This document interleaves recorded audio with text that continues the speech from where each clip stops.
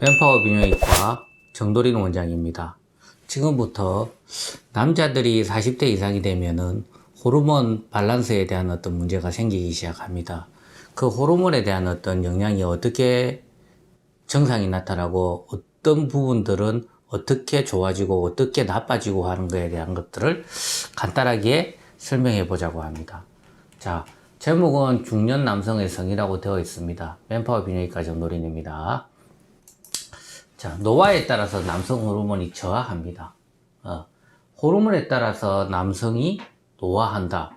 이런 말을 하는 분도 계시긴 합니다만은 제가 볼 때는 사람에 따라 이 차이가 있기 때문에 노화에 따라서 남성 호르몬은 저하한다는 쪽이 제 생각입니다. 자, 성 호르몬의 감소의 남녀의 차이를 보면 여자는 폐경이 생기는 직전에 갑자기 뚝 하고 떨어지는 부분들이 있습니다. 그러나 남자들은 20대 초반의 피크를 그리고 난 이후로부터 천천히 떨어지다가 40대부터 시작해서는 기울기가 조금 더 심해지고 60대 가까워지면 기울기가 조금 더 심해지는 경향이 있습니다. 그리고 80대 넘어갔을 때는 사실 요즘에는 운동도 하고 식생활이 좋기 때문에 이 그래프처럼 뚝 떨어진다기보다는 약간 유지되는 경향이 있습니다만은 감소에 대한 어떤 전체적인 추세는 똑같다고 보시면 됩니다. 자, 남성 호르몬 부족으로 일어나는 증상들을 보면 일단 건망증, 집중력 저하, 불안, 우울, 불면, 식욕 저하, 골다공증, 그리고 피부 노화, 그리고 섹스에 대한 흥미 감소, 쾌감 감소, 그리고 발기부전까지 오는 증상들이 있다고 보시면 됩니다.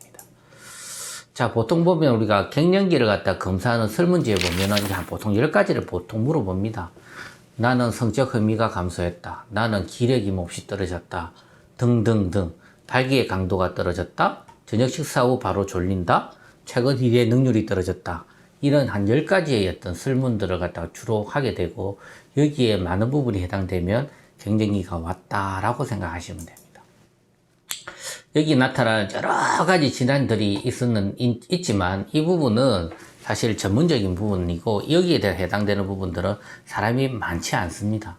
호르몬도 측정하는 시간, 아침에 측정하냐 저녁에 측정하냐에 따라서 호르몬의 어떤 농도가 조금 차이가 납니다.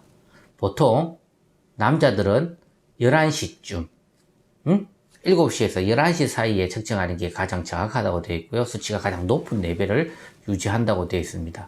특히 젊은 사람들은 더 그렇죠. 나이가 들면 자 보면 비슷비슷합니다. 그래서 나이가 든 사람들도 그래도 아침에 측정하는 걸 추천합니다. 그렇다고 오후에 측정한다고 해서 어떤 레벨 자체가 많이 나쁘지 않죠.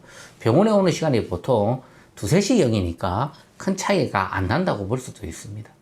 언제 어떻게 검사하냐? 7시부터 11시까지 추천을 합니다만은 그렇다고 해서 2, 3시쯤 측정한다는 것들 자체가 나쁘진 않습니다.